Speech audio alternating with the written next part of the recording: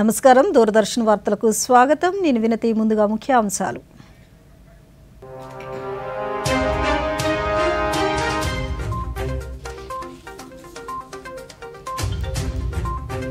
మహారాష్ట్రలో మహాయుతి కూటమి అఖండ విజయం అభివృద్ధి సుపరిపాలనకు ప్రజలు అందించిన విజయమన్న ప్రధాని మోదీ మహాయుతి కూటమి నేతలకు అభినందనలు తెలిపిన ప్రధాని మోదీ విజయం పట్ల బీజేపీ సంబరాలు భారత్ కో జానియే క్విజ్ లో పాల్గొనాలన్న ప్రధానమంత్రి దేశంతో ప్రవాసుల బంధాలు మరింత బలోపేతం అవుతాయన్న నరేంద్ర మోదీ ఈ నెల 25 నుంచి పార్లమెంటు శీతాకాల సమావేశాలు రేపు అఖిలపక్ష సమావేశం డిసెంబర్ 20 వరకు సమావేశాలు శ్రీ సత్యసాయి జిల్లా పుట్టపర్తిలో రాష్ట్ర గవర్నర్ పర్యటన సత్యసాయి బాబా 99వ జయంతి వేడుకల్లో పాల్గొన్న ఎస్ అబ్దుల్ నజీర్ ప్రధానమంత్రి నరేంద్ర మోదీ మన్ కీ బాత్ కార్యక్రమం రేపు ఉదయం 11 గంటలకు తెలుగు అనువాదం వెనువెంటనే దూరదర్శన్ సప్తగిరిలో ప్రసారం. వార్తల్లోని వివరాలు. ప్రధానమంత్రి నరేంద్ర మోదీ తన మనసులోని భావాలను దేశ ప్రజలతో పంచుకునే మన్ కీ బాత్ కార్యక్రమం 116వ సంచిక రేపు ఉదయం 11 గంటలకు ప్రసారమవుతుంది. ఆకాశవాణి సమన్వయంతో దూరదర్శన్ ఛానల్ మన్ కీ బాత్ కార్యక్రమాన్ని ప్రసారం చేస్తాయి. ఈ కార్యక్రమం తెలుగు అనువాదం వెనువెంటనే దూరదర్శన్ సప్తగిరిలో ప్రసారమవుతుంది.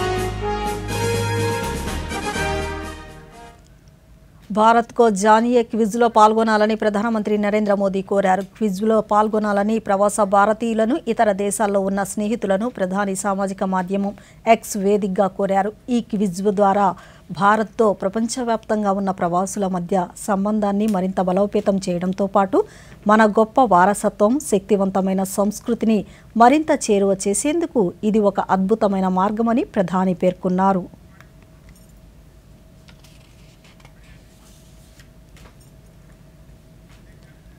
మహారాష్ట్ర అసెంబ్లీ ఎన్నికల్లో బీజేపీ నేతృత్వంలో మహాయుతి సర్కారు పట్టు నిలుపుకుంది. బీజేపీ, శివసేన, ఎన్సీపీల కూటమి మహాయుతి మొత్తం 288 స్థానాల్లో 232 స్థానాలను కైవసం చేసుకోగా కాంగ్రెస్, శివసేన, ఉద్ధవ్ వర్గం, ఎన్సీపీ, ఎస్పీల కూటమి మహావికాస్ అఘాడీ 52 స్థానాలకే పరిమితం అవ్వాల్సి వచ్చింది.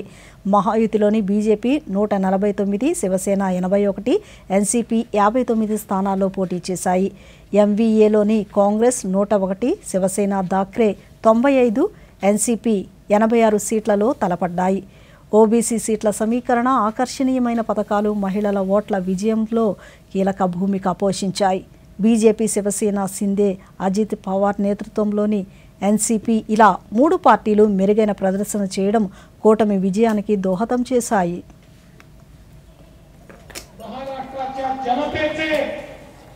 मनापासून आभार मानतो. या जनतेसमोर आम्ही नतमस्तक आहोत. या जनतेला आम्ही साष्टांग दंडवत या ठिकाणी घालतो ज्या जनतेने हा विजय आम्हाला दिला आहे.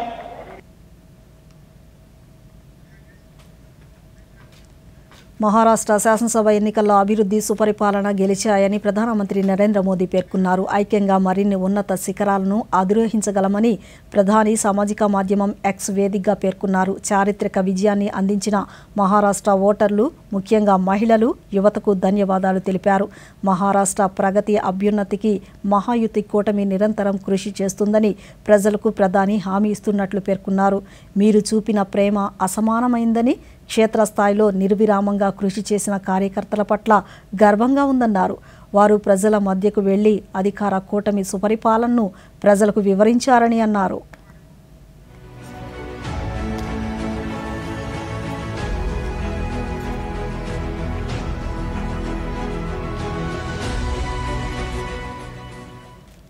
మహారాష్ట్ర శాసనసభ ఎన్నికల ఫలితాల్లో విజయం పట్ల మహాయుతి కూటమి నేతలందరికీ కేంద్ర రహదారి రవాణా శాఖ మంత్రి నితిన్ గడ్కరీ అభినందనలు తెలిపారు.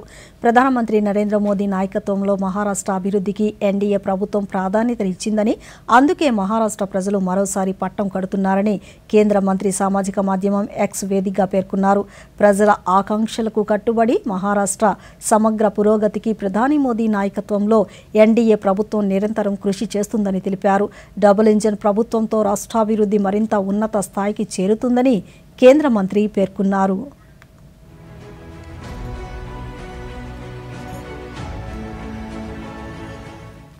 మహారాష్ట్ర ప్రజలు మహాయుత కూటమికి అద్భుత విజయాన్ని అందించారని కేంద్ర బొగ్గు గనుల శాఖ మంత్రి జి కిషన్ రెడ్డి పేర్కొన్నారు. హైదరాబాద్లో ఈరోజు ఆయన మీడియాతో మాట్లాడుతూ మహారాష్ట్రలో ఇండీ కూటమికి ప్రజలు తగిన బుద్ధి చెప్పారన్నారు. ఈ విజయంతో బీజేపీ హ్యాట్రిక్ సాధించిందని అన్నారు. దేశ ప్రజల ముందు కాంగ్రెస్ మరోసారి నవ్వుల పాలైందన్నారు. వ్యక్తం చేస్తా ఉన్నాను. మన దేశానికి ఆర్థిక రాజధాని, వ్యవసాయంలో కానీ ఇతరత్రలో కీలక పాత్ర పోషించేటువంటి మహారాష్ట్ర మరి అనేక రకాలుగా కాంగ్రెస్ పార్టీ అనేక రకాల తప్పుడు ప్రచారం చేసినప్పటికీ కూడా నరేంద్ర మోడీ గారి నేతృత్వంలో మహారాష్ట్రలో డబుల్ ఇంజన్ సర్కార్పై మరొకసారి మహారాష్ట్ర ప్రజలు గతంలో కంటే అత్యధికమైనటువంటి ఓట్లు సీట్లు బీజేపీకి ఇవ్వడం అనేటువంటిది మనం కనిపిస్తూ ఉంది. భారతీయ జనతా పార్టీ వ్యతిరేకంగా గత పార్లమెంట్ ఎన్నికల్లో మహారాష్ట్రలో బీజేపీ వస్తే రిజర్వేషన్ పోతుందని, మరాఠీలకు అన్యాయం జరుగుతుందని ప్రచారం చేసినప్పటికీ అప్పుడు కొంత లబ్ధి పొందడం జరిగింది. కానీ ఈరోజు ఈ 5 నెలల్లో తిరిగి ప్రజలు పూర్తి స్థాయిలో నాకు తెలిసినంత వరకు మహారాష్ట్ర గుజరాత్ విడిపోయినప్పుడు జరిగినటువంటి ఎన్నికల తర్వాత ఇంత ల్యాండ్ సైడ్ విక్టరీ ఒక పార్టీకి రావడం అనేటువంటిది, ఒక అలయన్స్కు రావడం అనేటువంటిది ఇది మొదటిసారి. కాంగ్రెస్ పార్టీ కులం పేరుతో, మతం పేరుతో, భాష పేరుతో అనేక రకాలుగా గురువింద. మహారాష్ట్ర ఎన్నికల ఫలితాలపై ఆంధ్రప్రదేశ్ ముఖ్యమంత్రి నారా చంద్రబాబు నాయుడు హర్షం వ్యక్తం చేశారు. ఘన విజయం దిశగా దూసుకెళ్తున్న మహాయుతి కూటమికి ఆయన శుభాకాంక్షలు తెలిపారు. కేంద్ర హోంమంత్రి అమిత్ షా, మహారాష్ట్ర ముఖ్యమంత్రి ఏక్నాథ్ షిందే, ఉప ముఖ్యమంత్రి దేవేంద్ర ఫడ్నవీస్కు ఆయన ఫోన్ చేశారు. ఎన్నికల్లో ప్రజలు అపూర్వ విజయం అందించారని శుభాకాంక్షలు తెలిపారు.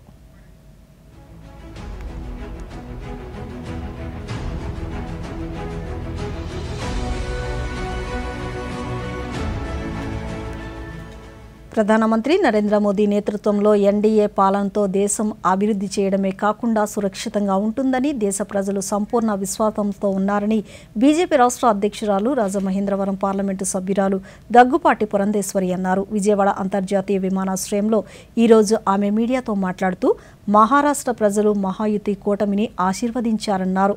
విభజించి పాలించు అనే కాంగ్రెస్ ఇండీ కూటమి నినాదానికి ప్రజలు స్వస్తి పలికారన్నారు. నాయకత్వంలో హస్తగతం చేసుకోవటం జరిగింది. ఒకంత జార్ఖండ్ నిరాశపరిచిన, ఎందుకంటే అక్కడ కూడా బాగా చేస్తామని అనుకున్నప్పటికీ కూడా ఒకంత ఎందుకు ఈ రకమైనటువంటి రిజల్ట్ వచ్చింది అనేటువంటి విషయాన్ని ఒకసారి ఖచ్చితంగా పార్టీ సమీక్షించుకుంటుంది. అండ్ అక్కడ ఏమన్నా కరెక్టివ్ మెజర్స్ తీసుకోవాలంటే ఖచ్చితంగా పార్టీ తీసుకునేటువంటి అవకాశం ఉంటుంది. కానీ మహారాష్ట్రలో ఇవాళ ఉన్నటువంటి ప్రజలు అనూహ్యంగా భారతీయ జనతా పార్టీ కూటమిని, అంటే ఎన్డీఏ కూటమిని వారు ఆశీర్వదించడం జరిగింది. ఒక రకంగా చెప్పాలంటే విభజించి పాలించు అనేటువంటి ఆలోచనతో ఏదైతే ఇండీ కూటమి ప్రజల వద్దకు వెళ్ళిందో, ఒక చేతిలో రాజ్యాంగాన్ని పట్టుకుని రెండో వైపున ఖచ్చితంగా కుల గణన జరగాలి అనేటువంటి ఒక విభజించి పాలించు అనేటువంటి భావనతోటి ఏదైతే ఇండీ కూటమి ప్రజల వద్దకు వెళ్ళిందో దాన్ని ప్రజలు తిరస్కరించినటువంటి విషయాన్ని మనం అందరం కూడా ఇక్కడ గమనించాలి.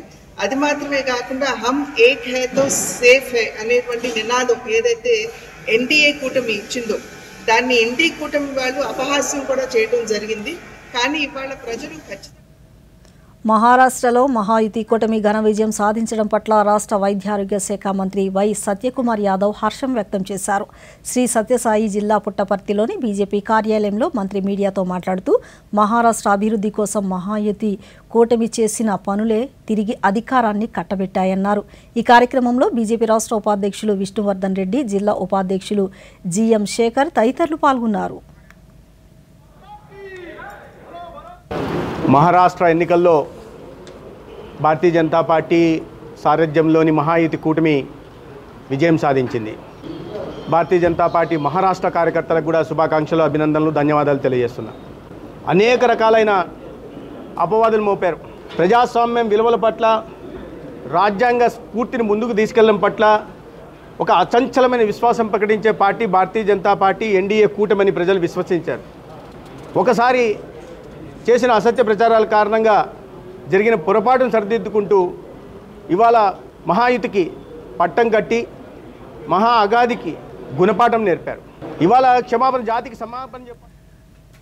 మహారాష్ట్రలో మహాయుతి కూటమి విజయాన్ని పురస్కరించుకుని విజయవాడలోని బీజేపీ రాష్ట్ర కార్యాలయం వద్ద బాణాసంచా కాలుస్తూ సంబరాలు జరుపుకున్నారు. విజయోత్సవాన్ని బీజేపీ రాష్ట్ర సంఘటన ప్రధాన కార్యదర్శి మధుకర్ ప్రారంభించారు. ఈ సందర్భంగా బీజేపీ రాష్ట్ర మీడియా ఇన్ఛార్జ్ పాతూరి నాగభూషణం మీడియాతో మాట్లాడుతూ మహారాష్ట్రలో మహాయుతి కూటమి గెలుపుతో దేశ ప్రజలందరూ సంబరాలు చేసుకుంటున్నారన్నారు.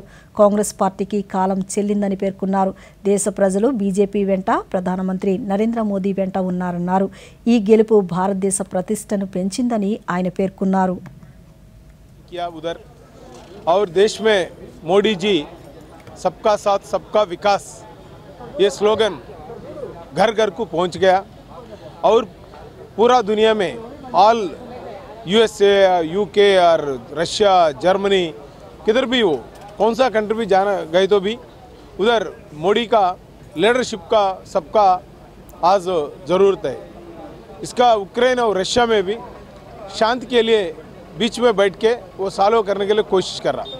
और इजराइल और लेबनान भी किधर भी वार हो गए तो मोदी साहब एक शांत कपोत जैसा उधर बैठ के वो वर्ल्ड में एक पॉपुलर फिगर हो गया.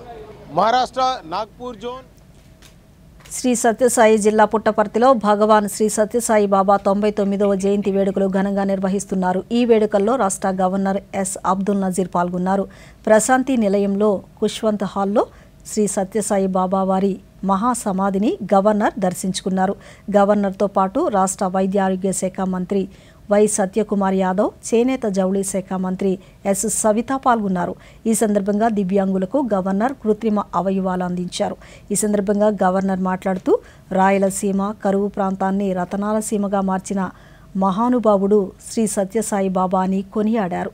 వరదల సమయంలో ఒడిశాలో పేదలకు పక్కా గృహాలు నిర్మించి ఇచ్చి ప్రజలకు భరోసా కల్పించారన్నారు. పేదలకు ఉచిత వైద్యం, విద్య అందించిన మహానుభావుడు సత్యసాయి బాబా అని పేర్కొన్నారు. బాబా చేపట్టిన సేవలు ప్రపంచ మానవాళికి ఆదర్శంగా నిలుస్తాయన్నారు. మానవ సేవే మాధవ సేవ అని బోధించిన సత్యసాయి సేవలు అందరికీ ఆదర్శనీయమన్నారు. Drinking water and other free services undertaken by Sri Satya Sai Central Trust under the guidance of Bhagwan Sri Satya Sai Baba are having a great impact on the society in India and humanity worldwide. In the social care sector, Bhagwan Baba with his wise foresight ensured that thousands of villages get free drinking water throughout the year, even in chronic drought-affected areas of Andhra Pradesh and Telangana. 1,600 villages have... Guntur జిల్లా పరిషత్ సర్వసభ్య సమావేశం ఈ రోజు నిర్వహించారు. ఈ సమావేశంలో కేంద్ర గ్రామీణాభివృద్ధి కమ్యూనికేషన్ శాఖల సహాయ మంత్రి డాక్టర్ పెమ్మసాని చంద్రశేఖర్, పలువురు శాసనసభ్యులు, శాసన మండలి సభ్యులు పాల్గొన్నారు. సమావేశం అనంతరం కేంద్ర మంత్రి మాట్లాడుతూ పత్తి రైతులకు రుణాలు, ఈ క్రాప్ రిజిస్ట్రేషన్ వంటి పలు అంశాలపై సమావేశంలో విస్తృతంగా చర్చించినట్లు తెలిపారు. సబ్సిడీ ఎరువులు, విత్తనాలు అర్హులకు అందేలా తగిన చర్యలు తీసుకుంటామని తెలిపారు.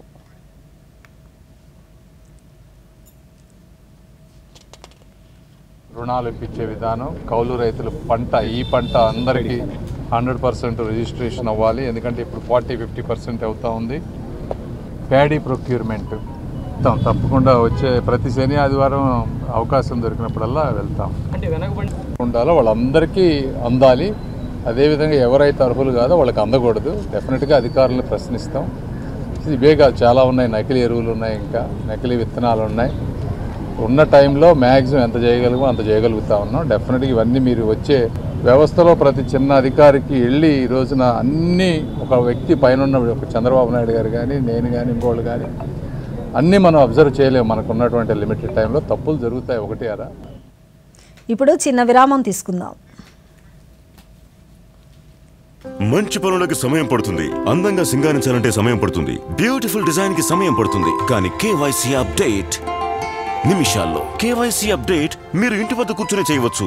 Registered email, registered mobile number, online banking ద్వారా, ఆధార్, ఓటీపీ బేస్డ్ ఈ కేవైసీ ద్వారా, లేదంటే వీడియో కేవైసీ ద్వారా. అసలు చెప్పాలంటే అకౌంట్ కూడా ఇంటి వద్దే కూర్చుని తెరవచ్చు. ఆర్బీఐ అంటోంది, వీళ్ళు చెప్తారు. తెలివిగా ఆలోచించండి, అప్రమత్తంగా ఉండండి. తిరిగి వార్తలకు స్వాగతం. మన సంస్కృతికి ప్రతిబింబంగా నిలిచే వారసత్వ కట్టడాలను కాపాడుకోవడానికి ప్రతి ఒక్కరూ ముందుకు రావాలని వెనుకబడిన తరగతుల సంక్షేమ శాఖ అనంతపురం జిల్లా అధికారి ఖుష్బూ కొఠారి అన్నారు. రాష్ట్ర పురావస్తు శాఖ, టూరిజం శాఖ ఆధ్వర్యంలో పీస్ మెమోరియల్ హాల్ నందు ప్రాచీన కట్టడాలు, సంప్రదాయ వంటల రుచులను తెలియచేస్తూ నిర్వహించిన కార్యక్రమంలో జిల్లాకు చెందిన వివిధ శాఖల జిల్లా అధికారులు పాల్గొన్నారు. ఈ కార్యక్రమంలో భాగంగా జిల్లాకు చెందిన శ్రీ శిశు సంక్షేమ సిబ్బంది, మహిళలు సంప్రదాయ వంటకాలను ప్రదర్శన చేశారు.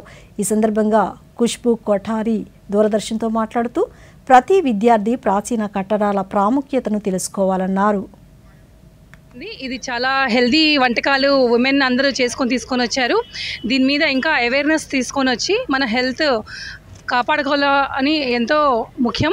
అలాగే ఇప్పుడు హెరిటేజ్ కూడా చాలా చాలా ఇంపార్టెంట్. మనం ఇప్పుడు ఫోన్స్కి, వీడియోస్కి, వీటన్నిటికీ అలవాటు అయిపోయి యాక్చువల్గా మన హిస్టరీ, హెరిటేజ్, కల్చర్ ఎలా ఉంది అవన్నీ కూడా ఎంతో కాపాడుకోవాలని అవసరం కూడా ఉంది. కాబట్టి స్టూడెంట్స్ కానీ మరి ముఖ్య ప్రజలు అందరూ కూడా దీని పట్ల ఇంకా అవగాహన పెంచుకొని దీని మీద కూడా శ్రద్ధగా ఇవన్నీ కూడా పార్టిసిపేట్ చేసుకుంటూ తెలుసుకోవాల్సిన అవసరం ఉంది. ఎందుకంటే నెక్స్ట్ ఫ్యూచర్ జనరేషన్కి మనము ఎంతగానో తెలియజేయవలసిన నెసెసిటీ అయితే ఉంది. కాబట్టి దానిలో భాగంగా ఇక్కడ అందరూ మంచి కార్యక్రమం.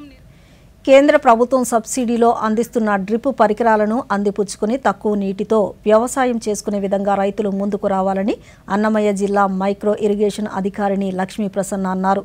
వర్షపాతం తక్కువగా ఉండే అన్నమయ్య జిల్లాలో బోరుబావుల ద్వారా వచ్చే నీటిని క్రమ పద్ధతిలో వాడుకోవడం ద్వారా వ్యవసాయాన్ని సులభతరం చేసుకోవచ్చన్నారు. అందుకోసం ప్రభుత్వం 90% రాయితీలతో బిందు సేద్య పరికరాలను అందిస్తుందన్నారు.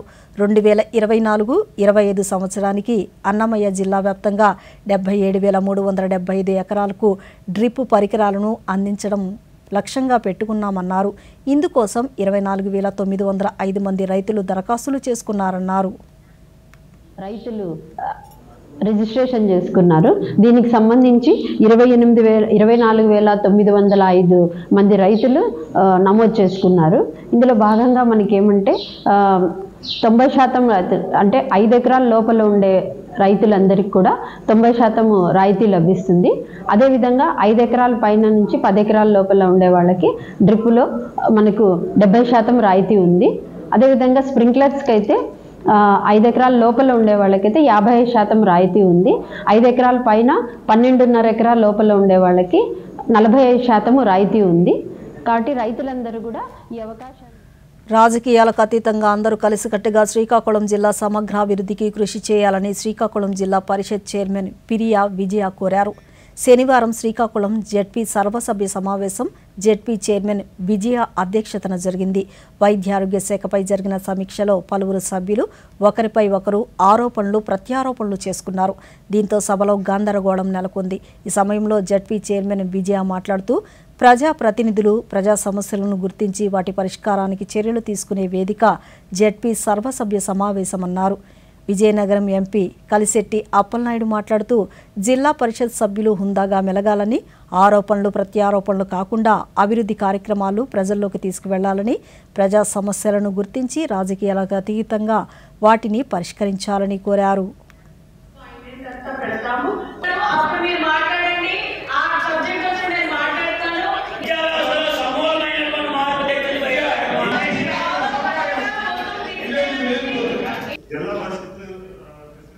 మంగళగిరిలో వీధి కుక్కల బెడదలను నివారించేందుకు ఏర్పాటు చేసిన యానిమల్ యాంటీ బెర్త్ కంట్రోల్ కేంద్రాన్ని TDP MLC Panchumarthi Anuradha AP పద్మశాలీల కార్పొరేషన్ చైర్మన్ నందం అబద్దయ్యలు ఈరోజు ప్రారంభించారు. ఈ సందర్భంగా అనురాధ మీడియాతో మాట్లాడుతూ మంగళగిరి నియోజకవర్గంలో కుక్కల బెడదపై ప్రజల నుంచి పెద్ద ఎత్తున ఫిర్యాదులు రావడంతో ఐటీ శాఖ మంత్రి నారా లోకేష్ వెంటనే స్పందించి మున్సిపల్ కమిషనర్ను వివరాలు అడిగి తెలుసుకున్నారని తెలిపారు.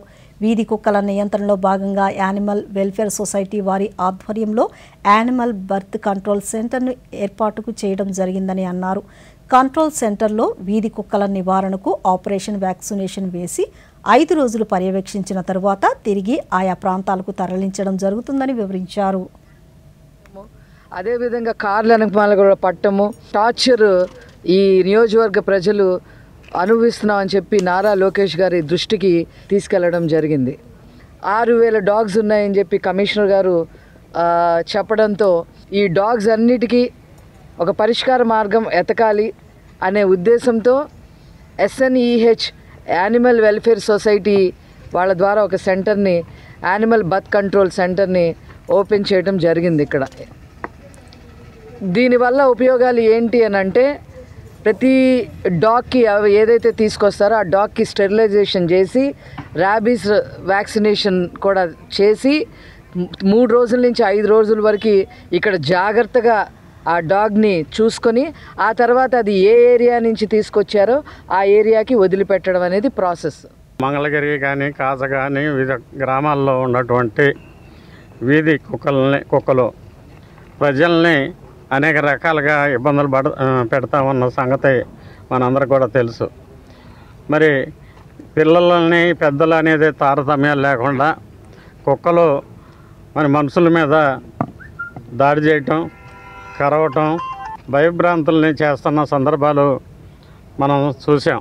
కుక్కల నుంచి బారి నుంచి వాళ్ళని రక్షించాలనే భావంతో ఈ గ్రామంలో కుక్కల్ని తీసుకొచ్చి వాటికి మరి ఇంజక్షన్ల ద్వారా ఆ కుక్క కరిస్తే అనేక రకాలైనటువంటి జబ్బులు వచ్చే అవకాశాలు ఉన్నాయి.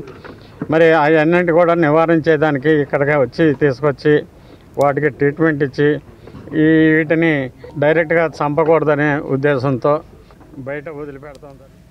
డాక్టర్ బిఆర్ అంబేద్కర్ కోనసీమ జిల్లా ఉప్పలగుప్తంలో మండల మహిళా సమైక్య భవనంలో విధాన్సే సమాధాన కార్యక్రమాన్ని నిర్వహించారు. అమలాపురం 2వ అదనపు జిల్లా జడ్జి వి నరేష్ ఈ కార్యక్రమానికి హాజరై మహిళలకు చట్టాలపై అవగాహన కల్పించారు. న్యాయ సేవాధికార సంస్థ ద్వారా మహిళలకు అందిస్తున్న ఉచిత న్యాయ సహాయాన్ని ఎలా వినియోగించుకోవాలనేది వివరించారు. కక్షిదారులు రాజీ మార్గానికి వచ్చి లోక్ అదాలత్ ద్వారా తమ సమస్యలను పరిష్కరించుకోవచ్చునని సూచించారు. ఈ కార్యక్రమంలో ప్రిన్సిపల్ సివిల్ జడ్జి వి గౌరీ శంకర్రావు తదితరులు పాల్గొన్నారు. చట్టాలపై అవగాహన కలిగించడానికి ఈ మీటింగ్ కండక్ట్ చేయడం జరుగుతుంది. న్యాయ సేవాధికార సంస్థ 1987లో తయారు చేసినప్పటికీ అమలుకు మాత్రం 9 నవంబర్ 1995 వరకు ఆగాల్సి వచ్చింది. ఆ తర్వాత అమల్లోకి వచ్చిన ఈ చట్టం వల్ల ప్రజలకు చాలా ఉపయోగాలు జరుగుతున్నాయి. దీని ద్వారా కొన్ని గుర్తించబడిన వర్గాల వారికి పూర్తిగా ఉచిత న్యాయ సహాయాన్ని అందించడం జరుగుతుంది. అందులో ముఖ్యంగా స్త్రీలు, పిల్లలు, రేప్ కేసులో బాధితులు, ప్రకృతి వైపరీత్యాల్లో బాధితులు, ఎవరు వార్షిక ఆదాయం అయితే 3 లక్షలు దాటదో వాళ్ళు, అంగవైకల్యము, మిగతా మెంటల్లీ ఛాలెంజ్డ్ పర్సన్స్, ఇంకా రకరకాల దేశభక్తి, క్రమశిక్షణ, ఐక్యమత్యం వంటి లక్షణాలను ఎన్సీసీ పెంపొందిస్తుందని ఎన్సీసీ 34వ బెటాలియన్ హవాల్దార్ వెంకటనారాయణ అన్నారు. ఎన్సీసీ ఆవిర్భావ దినోత్సవాన్ని పురస్కరించుకొని ఒంగోలులోని పేస్ ఎన్ఆర్ ఒలింపియాడ్ పాఠశాలలో నిర్వహించిన పెరేడ్లో ఆయన పాల్గొన్నారు. ఈ సందర్భంగా తొలుత 34 ఎన్సీసీ పతాకాన్ని ఆవిష్కరించారు. పేస్ ఒలింపియాడ్ ఎన్సీసీ క్యాడెట్లు చేసిన పెరేడ్ను మార్చ్ ఫాస్ట్ను తిలకించారు. ఈ సందర్భంగా హవాల్దార్ ఈవి నారాయణ మాట్లాడుతూ 1948 నవంబర్లో ఎన్సీసీ స్థాపించడం జరిగిందన్నారు. ఎన్సీసీ క్యాడెట్లకు త్రివిధ దళాలు, రాష్ట్ర పోలీస్ నియామక పరీక్షల్లో ప్రాధాన్యత ఉంటుందన్నారు. ఒలింపియాడ్ డైరెక్టర్ పి నాగేశ్వరరావు మాట్లాడుతూ ఎన్సీసీలో చేరడం వల్ల ఎన్నో ప్రయోజనాలు ఉన్నాయన్నారు. ఉన్నత చదువులు, ఉద్యోగ అవకాశాల్లో తగిన రిజర్వేషన్లు పొందవచ్చునన్నారు. తమ పాఠశాల ఎన్సీసీ క్యాడెట్ చందన ఉత్తమ క్యాడెట్ అవార్డు సాధించడం తమకు ఎంతో గర్వంగా ఉందన్నారు. మా స్కూల్లో ఎన్సీసీ డే సెలబ్రేట్ చేయడం జరిగిందండి. 34 ఆంధ్ర బెటాలియన్ ఎన్సీసీ డే ఇక్కడ జరిగింది. అసలు ఎన్సీసీ స్టార్ట్ చేయడానికి కారణం ముఖ్యంగా మనం తెలుసుకోవాల్సింది ఏంటి అంటే ఆ రోజుల్లో యుద్ధాలు జరుగుతూ ఉండే 1948 మనకు ఆర్మీ తక్కువగా ఉండేది, దానికి బ్యాకప్ సెకండ్ లైన్ వారియర్స్గా మన యూత్ని తయారు చేయడం కోసం ఆ రోజు స్టార్ట్ చేశారండి. దాన్ని రాను కొంతగా ఆలోచించి 1978 ఆనాటికి ఎలా చేశారంటే మన స్కూల్ లెవెల్లో కూడా దాన్ని ఇంట్రడ్యూస్ చేయాలి, కాలేజ్ లెవెల్లో ఇంట్రడ్యూస్ చేయాలని ఇంట్రడ్యూస్ చేయడం జరిగింది. మెయిన్ మోటివ్ వచ్చేటప్పటికి యూనిటీ అండ్ డిసిప్లైన్ అండి. ఎన్సిసి మోటివ్ వచ్చేటప్పటికి యూత్ మొత్తాన్ని మన ఇండియా సెగ్మెంట్గా ఉందండి. రిలీజియస్ సెగ్మెంట్స్ అవ్వచ్చు, సోషల్ సెగ్మెంట్స్ అవ్వచ్చు, కల్చరల్, క్యాస్ట్ అండ్ క్రీడ్. జార్ఖండ్లో నేడు వెలువడిన శాసనసభ ఎన్నికల ఫలితాల్లో ముఖ్యమంత్రి హేమంత్ సోరెన్ నేతృత్వంలో జేఎంఎం కూటమి 56 స్థానాల్లో విజయం సాధించింది. తద్వారా మరోసారి కూటమి ప్రభుత్వం అధికారాన్ని చేపట్టనుంది. మరోవైపు బీజేపీ నేతృత్వంలోని కూటమి 24 స్థానాల్లో గెలుపొంది మరోసారి ప్రతిపక్షానికే పరిమితమైంది. ఈ రాష్ట్రంలో మొత్తం 81 అసెంబ్లీ స్థానాలుండగా మ్యాజిక్ ఫిగర్ 41గా ఉంది.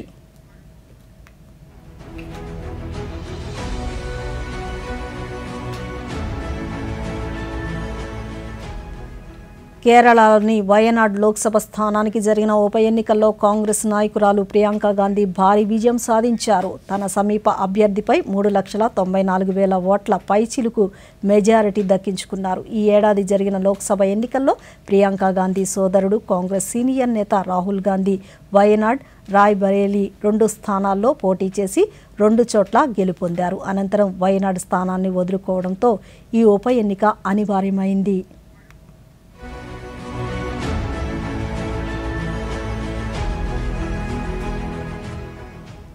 పార్లమెంటు శీతాకాల సమావేశాలు ఈ నెల 25న ప్రారంభం కానున్నాయి. డిసెంబర్ 20 వరకు జరగనున్నాయి. ఈ సమావేశాల్లోని పలు కీలక బిల్లులను ప్రవేశపెట్టనుంది. 24వ తేదీ ఆదివారం పార్లమెంటు భవనంలో అఖిలపక్ష సమావేశం జరగనుంది. ఈ విషయాన్ని పార్లమెంటరీ వ్యవహారాల మంత్రి కిరణ్ రిజిజు సామాజిక మాధ్యమం ఎక్స్ వేదికగా వెల్లడించారు. భారత రాజ్యాంగం అమల్లోకి వచ్చి 75 ఏళ్లైన సందర్భంగా ఈ నెల 26వ తేదీన రాజ్యాంగ దినోత్సవం నిర్వహించనున్నట్లు తెలిపారు. సంవిధాన్ సదన్లోని సెంట్రల్ హాల్లో ఈ కార్యక్రమాన్ని నిర్వహిస్తారు.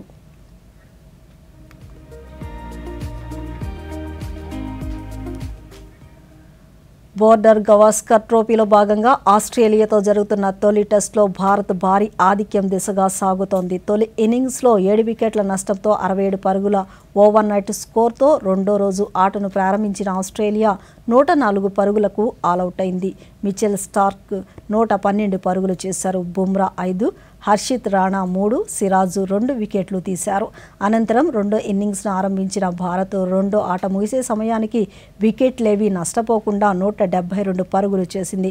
యువ ఓపెనర్ యశస్వి జైస్వాల్ 90 పరుగులతో శతకానికి చేరువ కాగా కేఎల్ రాహుల్ 62 అర్ధ శతకం పూర్తి చేసుకున్నారు. ప్రస్తుతం భారత్ 218 పరుగుల ఆధిక్యంలో కొనసాగుతుంది.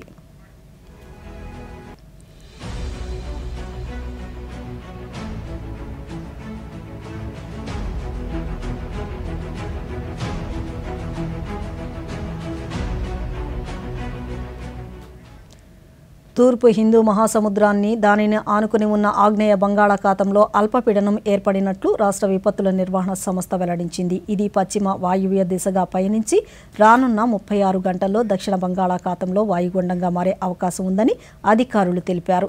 దీని ప్రభావంతో కోస్తాంధ్ర, రాయలసీమలోని కొన్ని ప్రాంతాల్లో ఈ నెల 27, 28, 29వ తేదీల్లో భారీ వర్షాలు, మిగిలిన చోట్ల అక్కడక్కడ తేలికపాటి నుంచి మోస్తారు వర్షాలు కురిసే అవకాశం ఉందని తెలిపారు. వర్షాల నేపథ్యంలో వరి కోతలు, ఇతర వ్యవసాయ పనుల్లో రైతులు తగిన జాగ్రత్తలు తీసుకోవాలని రాష్ట్ర విపత్తుల నిర్వహణ సంస్థ సూచించింది. ఈ వార్తలు ఇంతటితో సమాప్తం. నమస్కారం.